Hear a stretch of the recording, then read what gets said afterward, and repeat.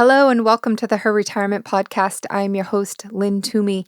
And here in my podcast each week, I talk about how to live a better, more intentional, and financially secure life now and in retirement.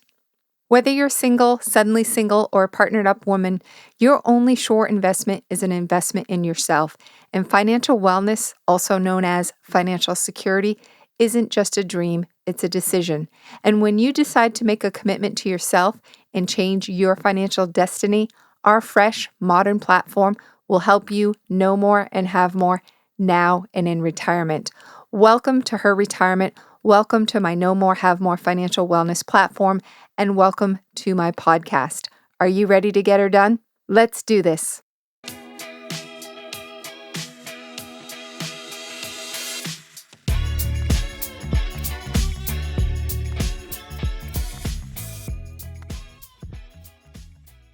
So today I'm talking with Cheryl Boyles about healthcare and Medicare. Sheryl is a Medicare specialist. She also helps people with life and long-term care insurance needs and is a retirement income certified professional. Quite the mouthful. It's also known as an RICP. In that capacity, she offers innovative annuity solutions. And Sheryl also has a focused initiative called Wealth a Woman's Way. I absolutely love that. Welcome to my podcast, Sheryl. And thank you for taking time to give my listeners an overview of Medicare. And I like to call it the Medicare maze. And I like to also thank you for giving people access to this information because, isn't the Medicare manual like 300 pages or something? Oh, it's good and thick. It is. Thank you so much for having me. I can't wait to have this conversation with you because there's so many things that we need to talk about that people can get. We're going to try to simplify it. So I'm excited about this. Thank you. Yeah. Thank goodness there's people like you to help people like my listeners navigate their way around Medicare and make the best choices because let's face it, it's probably the number one or number two concern that women have about their retirement based on my personal research. That's what I keep hearing from women. I'm worried about healthcare. I'm worried about healthcare. So why do you think this is the case? And do you think it's a valid concern for women? Oh, very much so. It is the case. A couple of reasons for that is number one, we live longer. Number two, we actually go to the doctor. A lot of gentlemen will wait until something's wrong before they go to the doctor. We go consistently, so we understand. And sadly, not for the faint of heart, but we understand that aging is a process and we start to see it here and there. And it is frightening. It's frightening for us to see. It also is important for us to understand. And healthcare costs just go up and they go up. And you see all the information on the media, and it is frightening. What are we going to do? How are we going to care for it? So I think it's a very legitimate concern for your listeners and for all of us, really. Most people don't realize that women are going to need about $161,000 just to cover healthcare costs, and that's not their premiums. That's actually costs. That's deductibles, that's co-insurance, that's things that are coming. And sadly, that also is not long-term care. Okay. Well, that's good to know. So $161,000. So do you think women accurately project and plan for this expense in their retirement budget? Do you find that women are shocked when you share that number with them? Oh, I find them mostly shocked. They give me this like deer in the headlight look like, what? What is that? What do you mean? And it's hard because you want to get the information out and we try to let that be known ahead of time, but it is a piece of what's going to be coming out of their retirement, whether it's their Social Security income, their pension income, or even in their savings. So it's something we need to be thinking about. And the average person's savings between 45 and 60, I just saw it yesterday, is about $100,000 to $120,000. So it's a very scary thought process if we're not planning for those options at this point before we get there. Okay. So if someone says, okay, I'm going to be fine with my health care, a woman says, I'll be fine because I'm going to have Medicare. That's not the case because maybe they can afford their premiums and they can pay that. But then there's all these extra costs is what you're saying. And those can add up to $161,000 or $160,000 over, let's say, a 25 or 30-year retirement. Is that what it's based on? Yes, ma'am. That's exactly what I'm saying. I think most people don't realize there's myths to Medicare. Some of the myths are that the drugs are always covered. Well, that just, first of all, you're always going to have a copayment. And if you've gone the supplement route, then you're still paying for an additional drug coverage. And on top of that drug coverage, you're also going to be paying for copayments that go with that. So that's not included as part of the Medicare Part A or Part B. Most people think that it includes long-term care, and it doesn't include long-term care at all. That's a whole nother conversation. The only thing it does include is hospice. So if they're talking to the long-term options, and they also assume that it's, going to be there and automatic, and that, it's going to be a stagnant cost. And one of the sad things that most people don't see is this year, when there's a cost to Medicare Part B. Part B, there's Part A, and then there's Part B. Part A is hospital coverage. And after you've worked all those different years, as long as you've had 10 quarters of working, you're eligible for Part A, and that is paid for on behalf of you as you get ready to take them on Medicare at age 65. What most people don't understand is there's actually a deductible that has to be paid up to $1,300 if you end up in the hospital. So Part A has hospital, but there's a $1,300 deductible, which is being looked at and being increased. Then you have Part B. Part B covers the things that aren't hospital. Part B is going to cover your doctor's appointments. It's going to cover outpatient surgery. It's going to cover therapies, things of that sort. Well, you have to pay for Part B. In order to have it eligible, you have to pay, today it's $148.50. What's changed is they started out making it $158 when it came out in October. What the new changes will be for January. As of today now, it's gone up to $171. So January will start. So it's a $22 difference. And it doesn't seem a lot, but that's $22 this year. And last year it went up $12, and it continues to go up. So it's something that we are going to be getting a part of coming out of your Social Security income that you're going to have to plan for. Right. So I'm trying to do the math, what percentage increase that is, if you were projecting out the costs, what you would increase them by, over a 25-year retirement. I can't do the math that quickly, but certainly when you were projecting out your costs in retirement, you want to project in those increasing costs, right? Because like everything else, it goes up. And there's no way around that, right? That's what happens. And I think the other issue is the longevity risk, where we live so much longer. So I believe for a man, it's quoted like 148,000 in retirement for costs. So yes, we're higher because we live longer. Yes. Not because our services are more expensive, right? It's not a gender based like, oh, women pay more for services. It's that we live longer. Yes, we live longer, plus we go a little more often, but with men, they don't go. But then when they end up having issues that show up, health conditions, then it gets kind of clumped into one. So some of those costs come more towards the end than they do on the ongoing, where we just kind of keep moving right along. And we still have some at the end, but we've kind of used it along the way. We still go see our GYNs. We still go take care of our mammograms. Even though they're covered, there's still other tests that may go with it, things of that sort. That's how it adds up. And that is a 14.5% increase from last year's Medicare Part B. Wow. And the average health increase is anywhere between 11 and 14 to 15% just on regular health insurance. And with COVID and the pandemic, that may even be higher. I've seen some increases for corporations, someplace up into the 20s. Wow. Okay. So what can we do in terms of saving for these costs prior to retirement, if we can save, right? There may be some people that say, I'm maxing out my 401k already.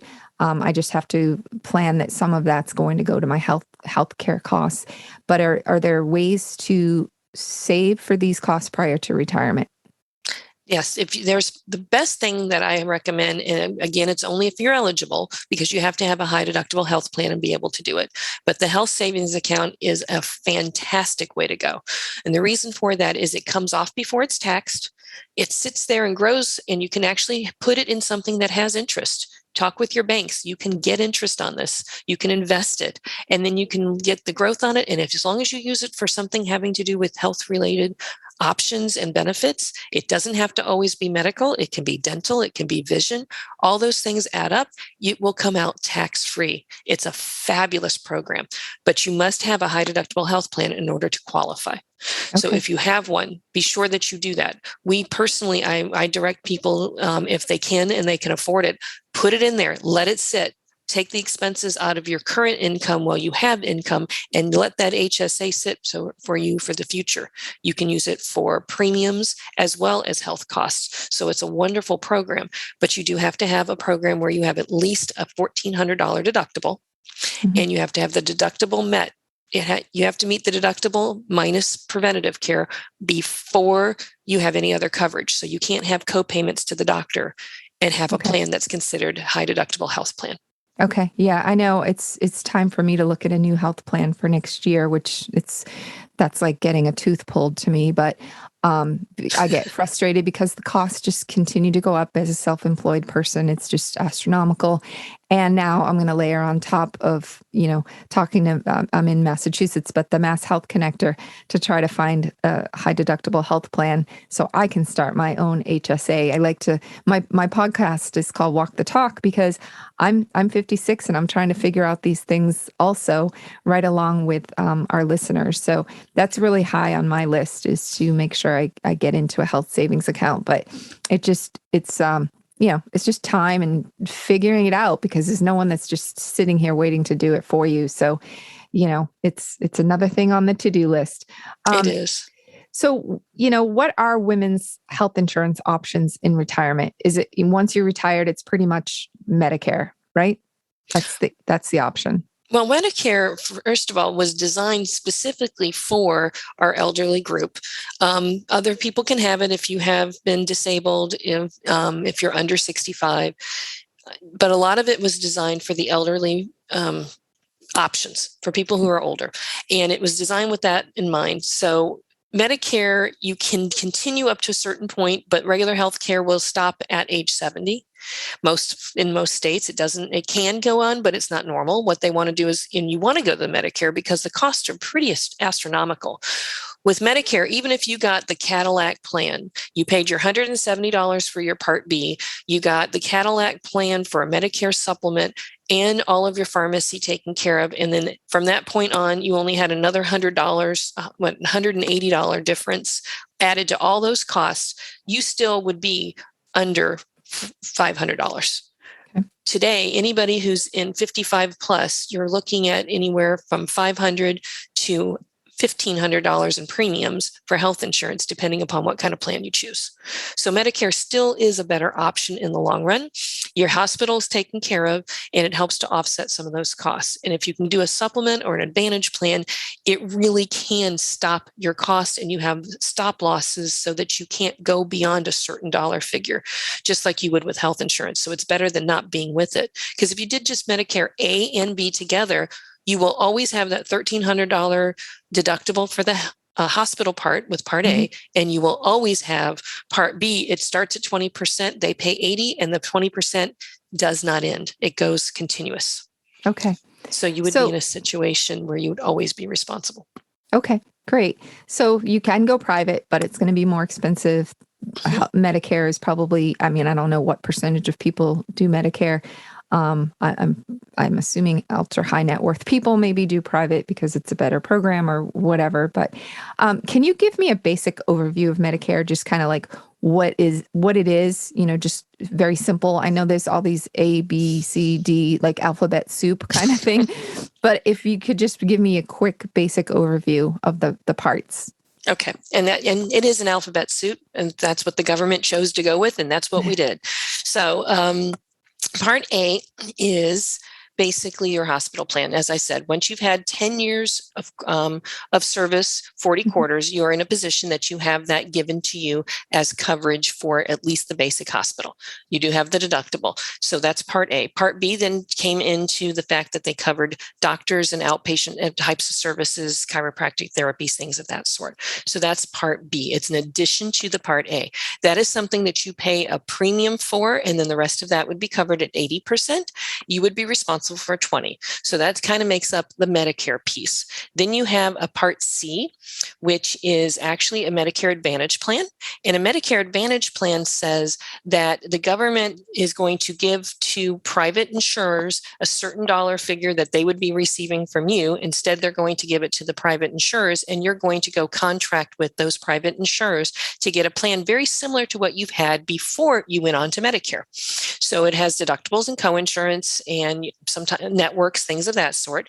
And then the private carrier is basically implementing the plan. You must have Medicare, be eligible. You must have Part B to have a Medicare Advantage plan. That's what the premiums are coming from. But you then fall under the carrier, and the carrier then directs what networks that you're choosing, how your pharmacy is taken care of, because it does include pharmacy. And then it also, all of your coverages from your hospital down to your chiropractic. Sometimes you can even get hearing and dental and vision covered in that as well. So that would be Part C. So they say you're no longer part of Medicare. It's kind of a hybrid. You still have to be part of Medicare to have the Part C, but you are underneath the insurance carrier at that point. And every year you get to make a choice what carrier, what the plans are, things of that sort, just like you would if you were still working in corporate coverages. Okay. Then you have Part D. Part D is pharmacy only. Pharmacy specifically, which again, you must have either A or B in order to have Part D available. And it has its own premiums and its own program. It's done through the private carriers, just like the Part C is, but you can have a Part D plan, which is only pharmacy, and you will use their preferred pharmacists and pharmacies, and they have their own formularies. So that's your A, B, C, and D. Now, most people don't realize that if you have A and B and you want the D, in order to help offset that 20%, you can buy what's called a supplement. And interestingly, the supplement doesn't have an A, B, C, or D name to it in the beginning. But once you get into the supplements, they have A all the way into P, O and P as options that are directed and overseen and by the government that says this is exactly how each plan and each company offers. And it is a secondary insurance that you buy over and above to help offset those 20% cost and that deductible of $1,300 plus coming from the Part A. So it is a supplement to cover those coverages. But once you get into it, then you have a whole nother set of alphabet soup as what's covered under each one. So it does get a little confusing, which is the reason there's so many pages to the Medicare law. I kind of liken it to whether you're going to go and have an a la carte dinner or you're going to go have a buffet full on. So if you want the buffet full on, and I know we've talked about this a little bit in the past, is you have the A and you have the B and then you have your supplement and you're paying upfront for premiums and privileges to have everything covered minus a deductible. And then you add a Part D to it, and that's like your drinks being added to your buffet, for lack of a better way to put it. And then there's your pharmacy. And now you have a full plan that covers everything that you did. Or you go to Part C, which is what I call the a la carte. And the reason you have the Part C is now you're under the insurance company and everything's directed, including your pharmacy, is directed by that company and what that plan includes, which your pharmacy is usually included with your medical. And again, as I said, you have a couple other options, dental and some things that some companies offer as well. So that's your a la carte because a lot of times your premium is a lot less than the Medicare supplement. But it also means that you're going to pay co-payments and co-insurance, and you're going to have deductibles. And so you're paying as you use the plan, not necessarily paying up front to have everything covered. Okay. Does that make sense? Yeah, no, that was great. That was a great explanation. And, for those people that are listening, everybody kind of absorbs information differently. So I always advise to listen to the podcast, go and check out the blog, which is the transcript of the podcast we post on the Her Retirement blog page.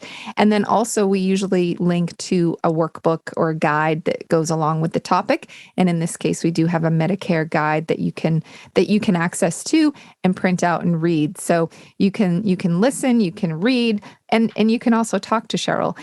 It sounds like, and correct me if I'm wrong, but I'm let's say I'm 64. I assume maybe 64 because it starts at 65, correct? That's the age that you need to enroll by. So I would assume maybe around 64.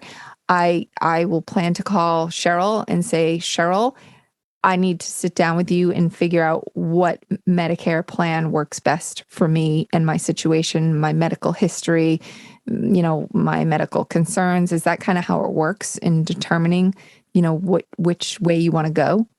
That is one of the best ways. And starting at 64 is great because it gives you the opportunity to actually understand the plans and the options and the process.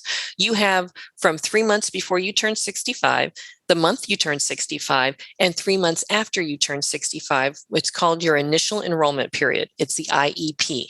And what that says is it gives you the opportunity to make a change from your corporate coverages, or if you're just coming off of individual, where you can choose whatever plan choice that you want to get registered for Part A for sure.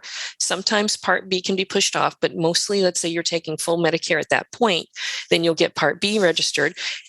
And it gives you an opportunity to determine whether or not you're going to look at a supplement or an advantage plan and how you want to get those covered, as well as Part D. So you have time. There's no pre-existing conditions. So if you're coming in and maybe you've had a couple of health conditions in the past, maybe you're diabetic, maybe there's been some heart conditions, they cannot ask you any questions. They must take you without any questions, and you get the option of everything that's available at that time. So your initial enrollment period is a very important time period, because what you make choices on now could affect what choices you'll have later based upon your pre-existing if you're looking at supplements. So if that's the route you want to go, you want to be on top of that. Number two, you want to give yourself that 3 months to make sure that Social Security gets you in the system.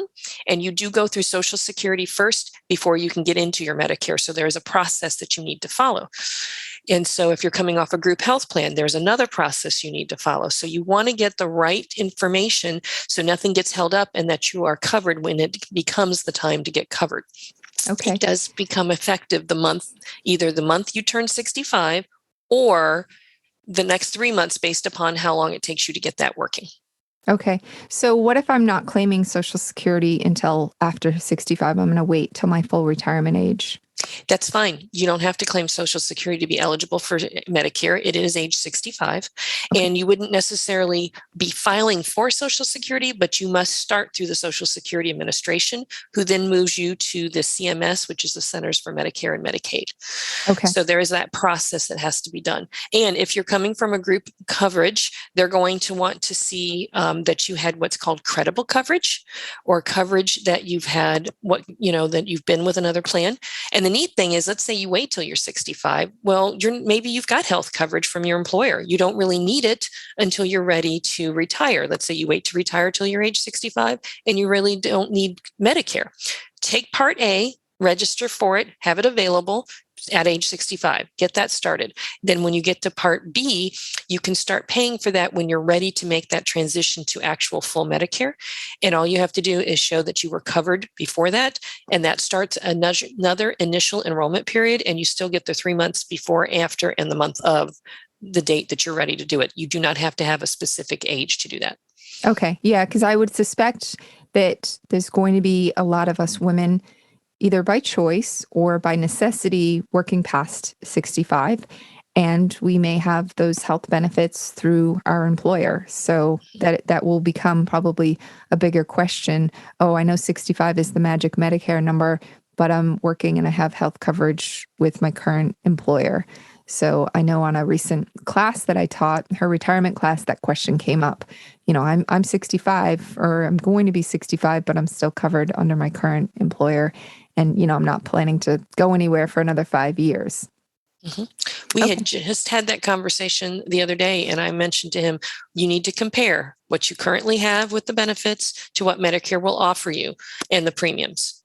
Mm-hmm. And that's when you'll know when it's time to make a change. Some people it's 66, some people it's 67. It depends upon what the plans are doing.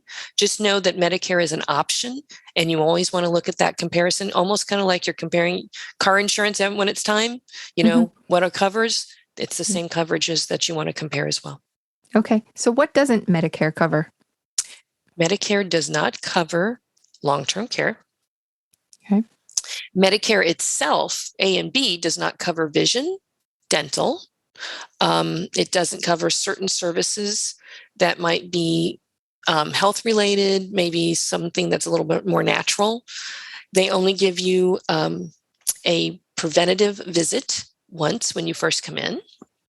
Okay. So there's a few things that are covered. You do get some of your flu shots will be covered under regular Medicare, and some of those vaccines, and some of them you would have to be careful on which ones and make sure that you know that before you go out there if you've not picked up a supplement or an Advantage plan. Okay. But Medicare does cover hospice. Okay. So Yep. for those, especially if those of us who are taking care of our families and our parents, and we have that coming forward, that is something for us to be aware of because that can be a big help. Okay. Yeah, I know my mom is a teacher, a retired teacher, and she has Medicare, but then she has Unicare as her secondary insurance, which is her teacher's insurance. And I don't think she has dental with either plan. I think I have a brother who pays all her dental bills for her, which is nice. Um, what if someone retires early, like at 60, and they're not yet eligible for Medicare, obviously? How do they fill that gap between 60 and 65? What are some options? Well, that's a great question because if they are in a position where they can continue their group coverage, sometimes retirees have that option. So that's the first thing you're going to want to look into. Do you have retiree options and healthcare through your employer? That's the first question, because that's always going to be your best place to start because the premiums will be the least. Then you have COBRA. COBRA is required if you have employees. An employer who has over 100 employees, they have to offer you COBRA, and that's at least 18 months. But you are going to be paying the full premium. You're not going to be paying the discounted premium they offered you when you were an employee, which means that a lot of times they pay part of it and you pay part of it. You're going to pay the full premium. So be forewarned about that. And sometimes there's also an increase up to 4% that they can say for administration charges. So be forewarned, there's an option. But especially if you've had pre-existing conditions or you're trying to make some transitions, it's a great thing to consider in the short run as you go out and look, but it is not inexpensive. I'm telling you, you're going to be looking at $800 to $1,000 plus a month for that coverage. So just be forewarned. Then the other option is to see what's available on the individual side. If your health is average to good, then you're in a position that you could get an individual plan on the outside. You'll want to shop that, see what you can get. You also could get a short-term medical and go year to year, where as long as there's not been any major conditions health-wise, you can keep flipping that until you get to 65.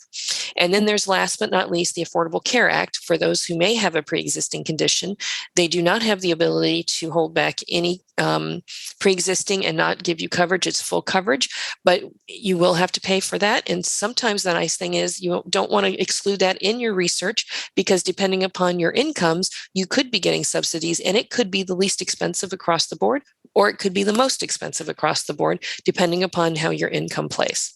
Okay. And is it an option not to have insurance? Well, I know in the state of Massachusetts, they charge you basically on your tax return. You have to have coverage, credible coverage. They did get rid of that on a national basis. Okay. So some states are different than others. I'm in Florida, so I don't have that same problem as some of the other states like you do, as you were saying. You could go uninsured, but in the same instance, if something were to happen, it could also bankrupt you.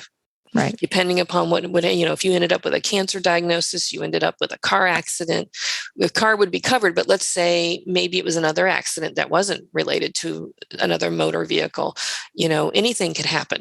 So what I do recommend is it's better to at least have a high deductible so you have a stop loss and let anything over and above that be covered. So let's say you find a deductible of $10,000 or $15,000. So you could pay somebody monthly to cover that $10,000, $15,000, maybe even $20,000. But if you ended up with $100,000, $200,000 bill, that part would be picked up by the reinsurance company. So there's some things you might want to think about.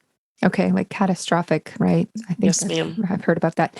So what is Medicaid versus Medicare? Okay, Medicare is for age 65 plus. You also, if you have 2 years of disability, you can also have Medicare.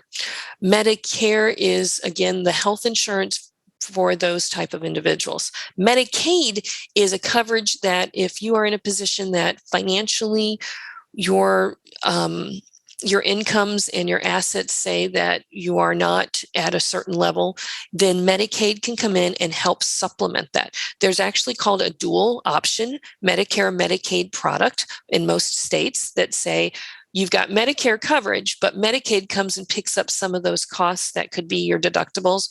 Maybe you'll have help with the copayments. Maybe you'll have help with the pharmacy. That's called LIS, low income subsidy, which is separate as well. It's ran through the Medicaid offices of the states, and it offers opportunities to help with maybe just the pharmacy, because maybe the other is okay, but you're at a point where you need a little help with pharmacy, because some of these drugs, I just had a conversation with a lady yesterday. His new drug is $1,200 a month. Wow. And it has to do with diabetes. It's a special new pump that they're working on. And he was working really hard to get it covered even under the corporate world. And so I know I've got a lady who is looking at it from the Medicare side. And is it going to be covered? Well, based on her income, she's only making $1,600 a month on her income from Social Security. It's now something that because of that alone, we have to look into maybe the LIS program, that maybe she can get a little help with that overall. Also, I want to do a little plug. If that becomes the issue, go back to your doctor and go back to your manufacturers, because there's a lot of times there's discount programs for those very large things, especially if you're under Medicare. Yep. So basically, if you're below a certain income threshold, you can potentially be qualified for Medicaid. I know I've heard it, as the insurance for impoverished. And, I've heard of people saying, oh, I'm going to get my income really, really low, so I qualify for Medicaid. I don't know how, if that's legal. I don't know. I've heard people talk about it. Okay. Yes and no. And it depends. Yeah. We go around in a big circle when it comes to that. For those who do have an income that is in the poverty level or just above it, that's what Medicaid was made for. It's to help those people have a help up so that they make sure they get both, health insurance, dental, vision, things to make sure that their health stays intact. And that Medicaid actually doesn't just apply to Medicare. That Medicaid goes all the way down to children, all the way up into the elderly as well. So, and if you're in that situation and you're before Medicare, still reach out to Medicaid and see if you qualify. So that's number one. Number two, can you make it look that you don't have those kind of numbers? Your assets are going to count when it comes to Medicaid. I have a couple right now that because they own some property and it's worth a certain dollar figure, even though their incomes are very low, that property counts against them and they cannot qualify for Medicaid. So if they were to sell the property or they were to gift it away, could they qualify? Yes. Would they lose control of what they had? Yes. So there's some choices that have to be made when you're making those choices. Sometimes you can put monies into annuities that will offer you income. So now the asset itself has been removed to offer an income that could help qualify in certain circumstances, but it's something that you're going to have to really look into. It's not something I recommend. Believe it or not, it's actually better to be on the better side of Medicare than on Medicaid for two reasons, because Medicare offers you more options and Medicaid is limited to a lesser doctor pool who will be taking that and offering it. So you have to think about those choices. And the other aspect of it is, let's face it, it's better to be in a better position than in a lesser position. Yep. And I've also heard that through some tax planning and other things, you could lower your income purposes, or there's a part of Medicare that will be cheaper if your income is lower. Am I confusing that with something else? Yes, actually, there's a thing called the IRMA. Okay. And the IRMA has to do with how much income you have to how much you're going to end up paying. And IRMA actually comes into play with pharmacy. And Medicare as well, but the pharmacy piece has a lot to it. So it has to do with Part B, how much you're going to be charged for Part B and how much you're going to be charged for pharmacy as well. So right now the thresholds are, there's about 6 thresholds, and instead of paying $148 for it, you could end up being in a position where you're paying $220, $260. So this the numbers are changing for 2022, which is about to come out momentarily. But let me talk about 2021. Right now, in order to have Part B, it's $148.50. If you have an income between $88,000 and $111,000 single, or if you're filing joint between $176,000 and $222,000, then you are moving up to $207.90 for your Medicare Part B. And I don't think I said this earlier, but it's very important to know. Each of you pay your own Part B. So if you have a couple in the home, you each are going to pay your Part B coverage because you each have your own identifiable number under Medicare, just like you have your own Social Security number. So you are seen as your own entity, and you qualify for Medicare under the same entity. You are either, when you go to get Medicare, you may want a different plan than your spouse and or significant other. So that's another conversation, but you each have to pay your own Part B in order to have it. So you're looking at that cost times 2. So if you're married and you've got that, let's say $200,000 income coming in and you're filing that return, and this is whether you're working or you're not, you still would be in a situation where you both would now pay the $207.90, which again is moving up for 2022, but that would be the difference. You can go as high as, if you're in the $750,000 range as a married couple or $500,000 range single, you literally could go as high as paying a premium of $504 for Part B. So one little tax planning thing is, if you did some proper tax planning with, our friends over at Your Retirement Advisor who do tax planning, you could basically lower your IRMA for the purposes of that prescription coverage. Yes, you can. It also can go depend upon how you take your assets. Okay. And when they come out. So that is a whole nother conversation that can be had in tax planning. So that's where you want to look at either somebody like me that has that background enough to know how it mixes with Medicare, your financial advisor, like you were saying with Brian at Your Retirement Advisors. Yep. You want to understand that, and they go back 2 years. This is important to know. It's not today's tax return. It's 2 years ago's tax return that starts when you're age 65. So one little piece of tax planning advice I can give you: if you're looking at taking Medicare at 65, but you realize now you're going back 2 years ago and you've got some higher incomes, if you're still on a group coverage, you may continue that group coverage and think about that and wait till you're 67 to take your Medicare so that your income can change and you can be prepared for that in the 2 years review. That gives you 2 years or another year to get yourself organized tax-wise to be prepared. Okay, great.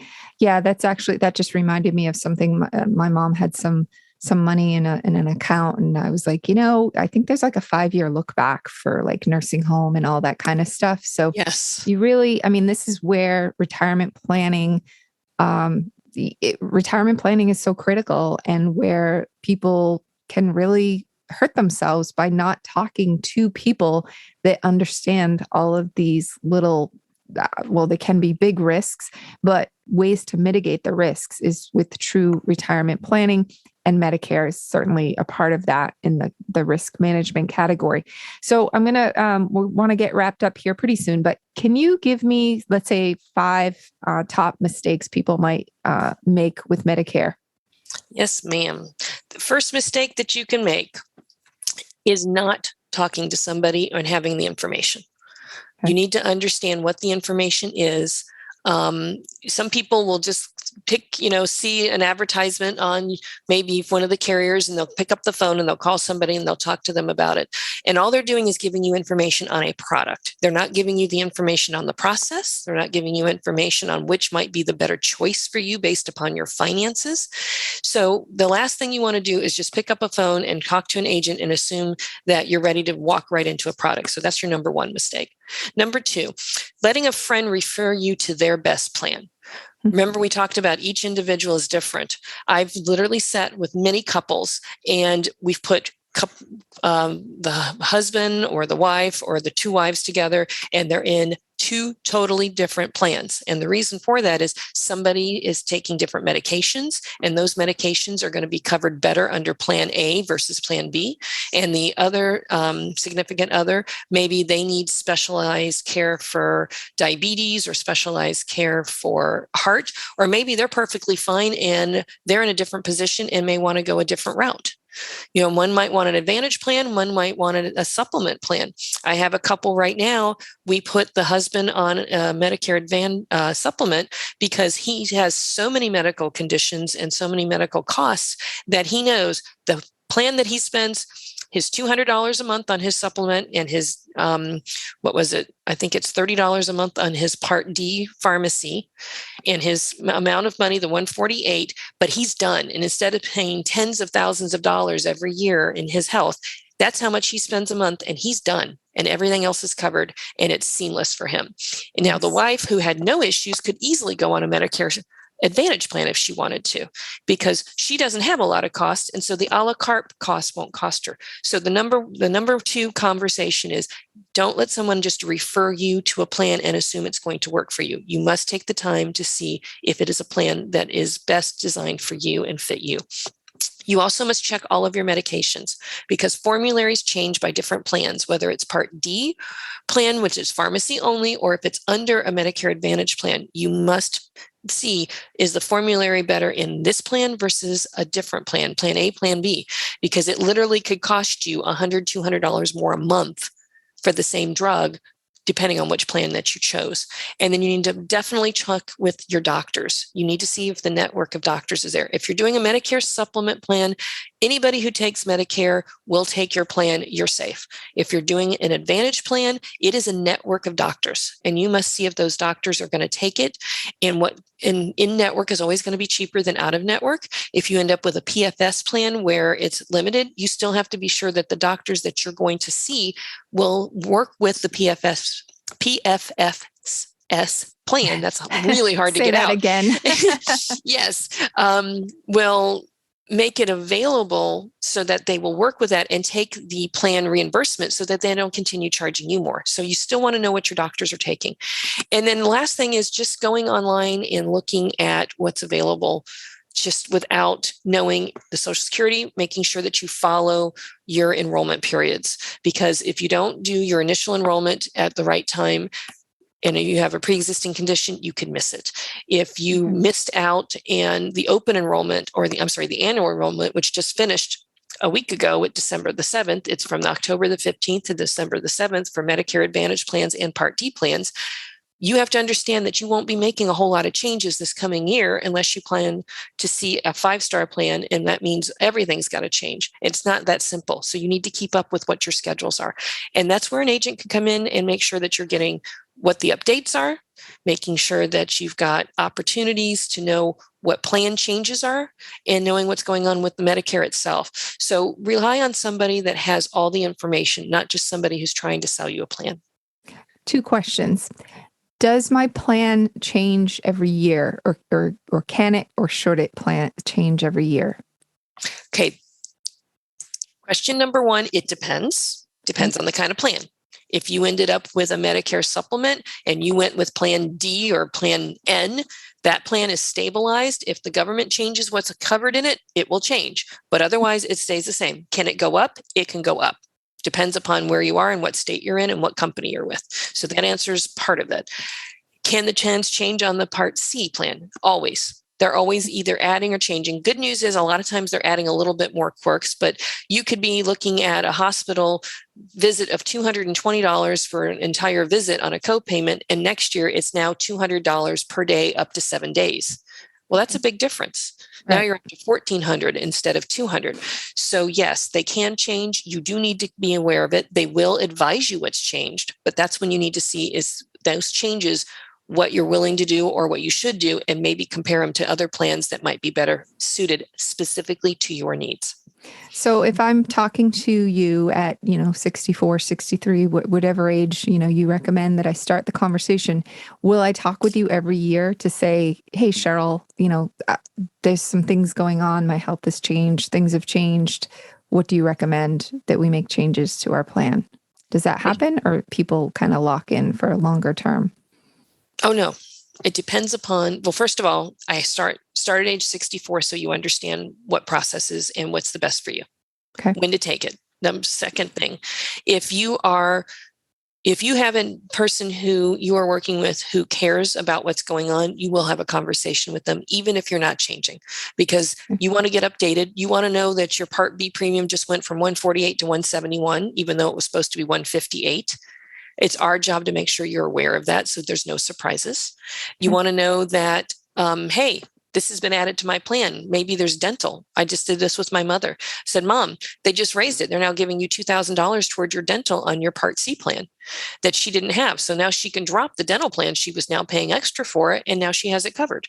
So it's important to have that. And yes, they should be in contact with you at least at your time, once a year, renewal time, to be sure everything's working, especially on your pharmacies, because drugs are changing as your health changes. And so if you're having health conditions, there's also specialty plans out there for specific conditions that you don't want to miss opportunities on. Yeah, I mean, this is complicated stuff for someone who's, I think I'm pretty sharp. My mind is clear most days. But, for people that are in cognitive decline, who's looking out for them? I called you a Medicare specialist at the outset of this podcast, but would you consider yourself a healthcare advisor, or is that too big of a scope? Or, do you consider yourself a healthcare advisor? And like, how do I compensate you for that advice that you're going to give me? You could, because one of the other things that makes me different is I also did corporate enrollments. I understand all the corporate plans. I used to put them in place with the big brokerage houses. So I see the whole gamut, including what goes on at the board level.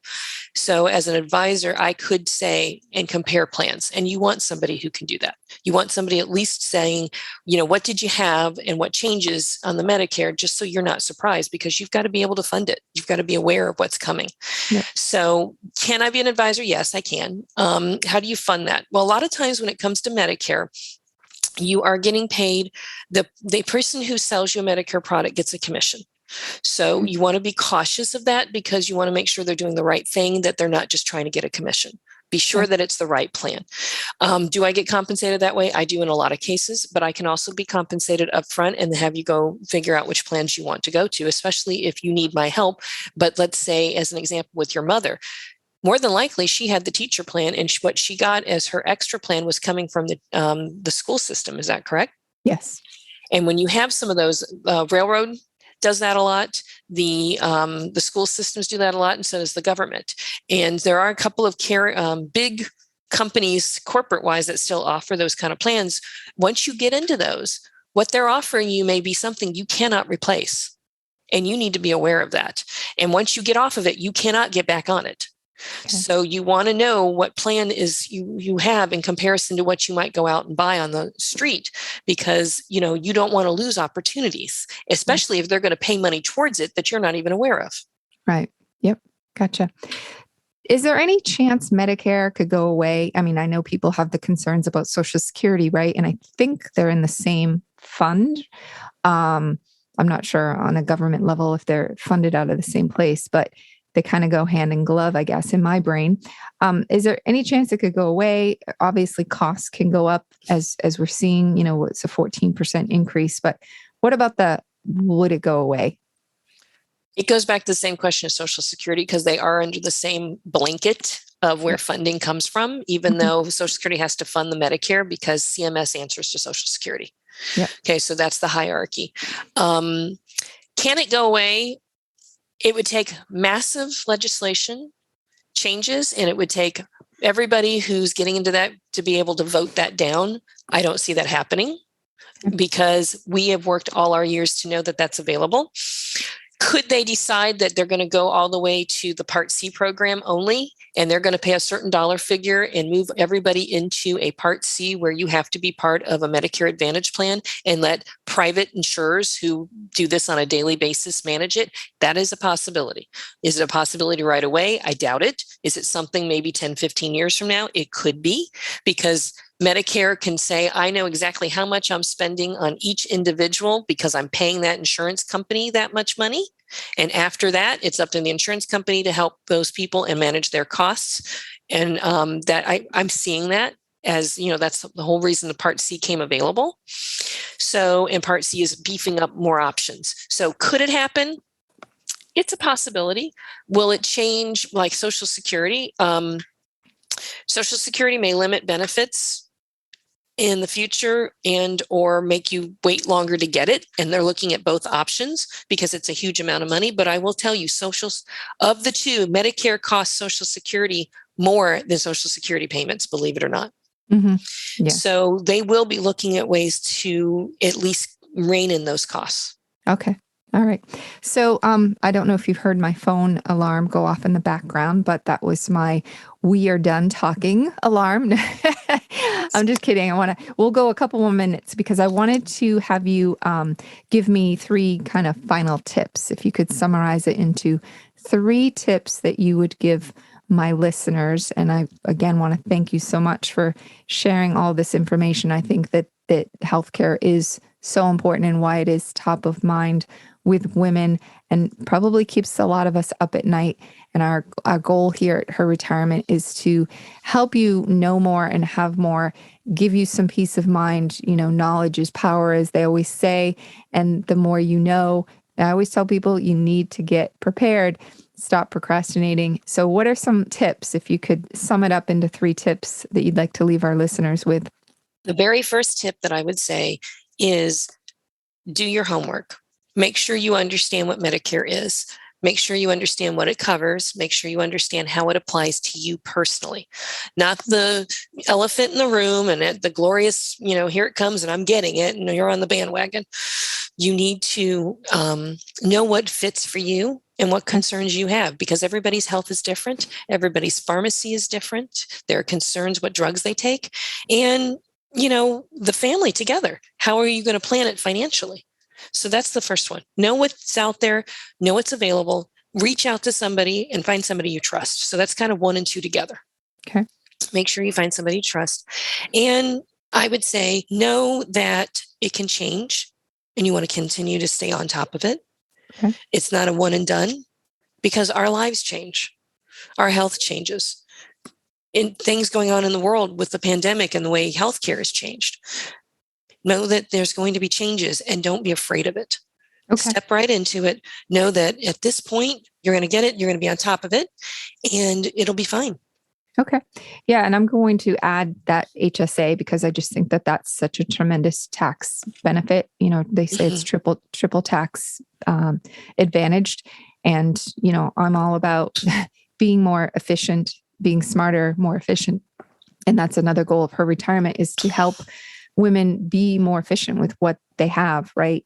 Like there are opportunities, there are retirement optimized strategies, and there's folks like our friends at Your Retirement Advisor, who Sheryl works with, doing some consulting on the risk management side that can really help you uncover those retirement optimized strategies and implement the ones that are right for you. Certainly HSA may not be, but it's something you should definitely check out so that you can prepare better financially. And obviously, one of the key things is when you do those retirement income projections, which I know the stats are pretty alarming that like 85% of people, including women, have not projected what they need for retirement, making sure that you calculate those, that $160,000 of out-of-pocket costs, obviously going up. It's going to increase each year as we get closer to retirement. In retirement, make sure you are prepared to absorb and pay for those costs.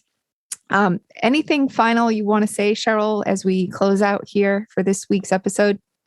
Well, first of all, thanks for having me. This has been fun. I always enjoy doing presentations with you. And I want everybody to know that it's a benefit. Medicare was there. It was made for us. It is a benefit for us in our older ages. It is a great opportunity. And a lot of times it still can save us money over other insurances. So we definitely want to step into it and understand it and be sure that you stay on top of the enrollment time periods, because I would hate for you to miss out on the opportunities and you have to wait because they will always put you off. January starts to July. because you've missed the deadlines. So don't miss your deadlines. Be on top of it, get your education, and just reach out. We're here to help. Get the information that Lynn is putting available at the bottom of this podcast. Take a few minutes, look at it. Don't be afraid of it. It's not that, it's a lot. But once you get into it, it's kind of like, once we learned how to tie our shoes, we had it.